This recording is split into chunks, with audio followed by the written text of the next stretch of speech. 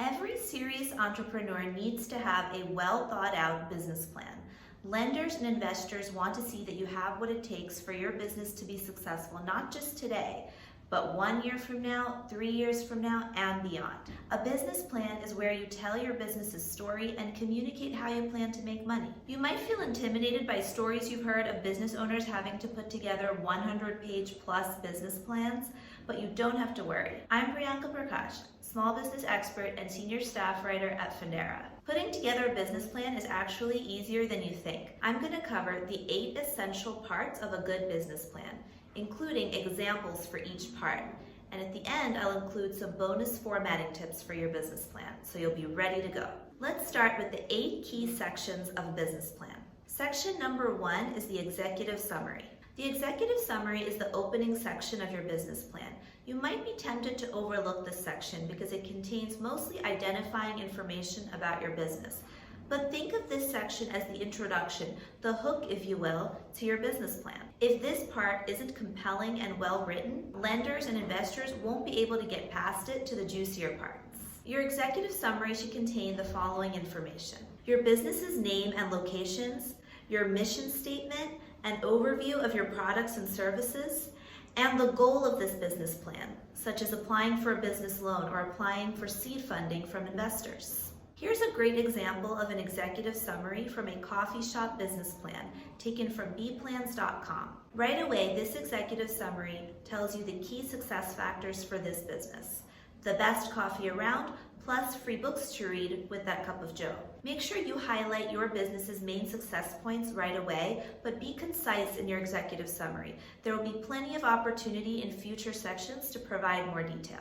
Section number 2 of the business plan is company overview. The company overview is like the biography section for your business plan. Here's what to include here: a brief history of your business, your company's business entity structure such as corporation or LLC, the primary assets and liabilities that your business has at the startup phase, and mention leadership team members and their positions. Here's an example of a company overview from a chiropractor business plan, with primary assets and expenses listed out. Section 3 of the business plan is your market analysis. Here you'll go into greater depth about your industry and market knowledge. Include relevant data about your industry and be clear about who your target customer base is. How does your product or service solve a problem or issue that your customers face? And what are you doing differently than your competitors? The more detailed this section is, the more likely lenders and investors are to pay positive attention to your business plan. Here's an excerpt of a market analysis for a health club that provides personalized fitness services.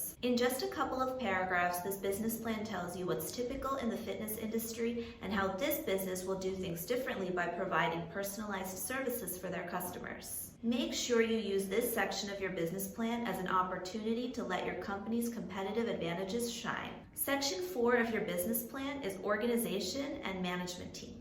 In this section, you'll provide detailed information about your business's organizational structure, leadership team members, and staff members. Investors and lenders pay close attention to the people who make up your business because their prior experiences and knowledge can play a vital role in your company's success. In this section, you'll want to include the following: an organizational chart highlighting departments and key staff members, biographical information about you, the owner, and any of your business partners, such as educational degrees, work experience, and any other companies you've owned, biographical information for your leadership team, and you'll want to make mention of any business advisors your company utilizes, such as lawyers, accountants, and consultants. For the organizational chart, make things easy on yourself by using charting software such as pingboard.com. Here's a sample org chart from Pingboard for a restaurant business. Section 5 of your business plan is products and services. Whether you have a goods producing business or a service business, this section is key. Here you'll describe the fundamental characteristics of your product or service and why your product or service is the best on the market. Here are some questions to think through when writing this section of your business plan.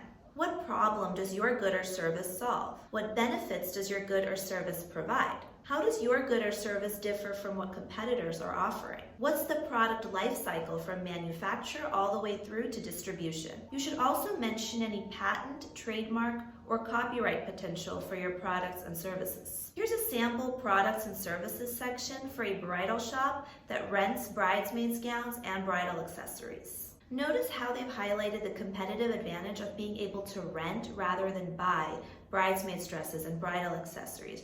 They also mention value-added partnerships that they have with other bridal suppliers. When putting together the products and services section of your business plan, don't just think about what products or services you have today, right now. Also think about whether and when research and development efforts will result in new products and services.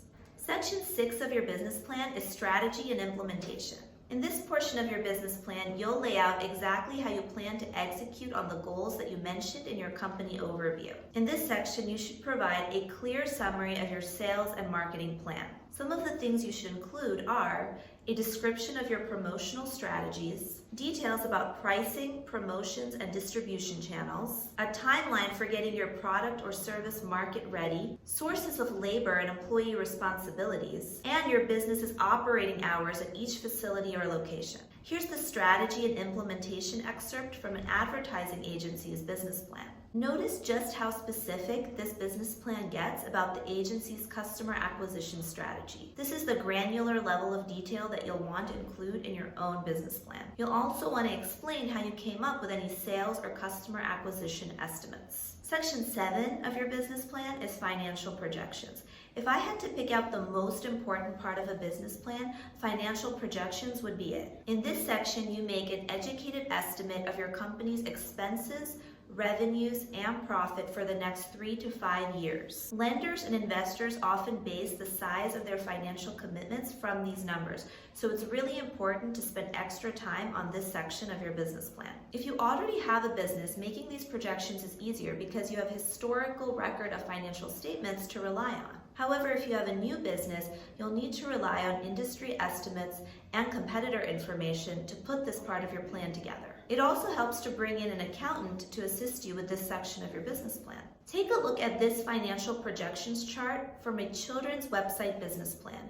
They have estimates for 3 years out. When creating this section, you'll want to think about every possible expense that you might have to cover in the next 3 to 5 years of your business's life, along with every potential revenue stream and larger assets like equipment and larger liabilities like business loans. Create projections of your 3 most important business financial statements: the profit and loss sheet, cash flow statement, and balance sheet. You'll round out your business plan with an appendix section. Here you can include any additional information that you were not able to cover before, and you can include relevant attachments, such as a resume, market research data, or industry statistics. The appendix is where you put in factual information that supports the rest of your business plan. All right, those are the 8 key sections of a business plan. Now here are those bonus tips that we promised for formatting your business plan. Our first tip: your business plan should ideally be between about 30 and 50 pages long. Any shorter and it probably does not contain enough detail. Any longer and the person reading it might lose interest. Tip number 2. Have a shorter summary version of your business plan. This is called the one-page business plan, and it's really valuable for making those quick pitches to investors. And our last tip is to have your business plan reviewed by a trusted friend, mentor, or fellow business owner. Ideally, the person should not be in your industry, and they can provide essential feedback as you revise your business plan. With these examples and tips in mind, you should now be able to confidently put together a solid business plan. For more tips on starting a business, head over to youtube.com/FunderaLoans. And don't forget to subscribe to our YouTube channel for more videos. Also, if there's a future video you'd like to see, let us know in the comments. Thanks for watching, everyone.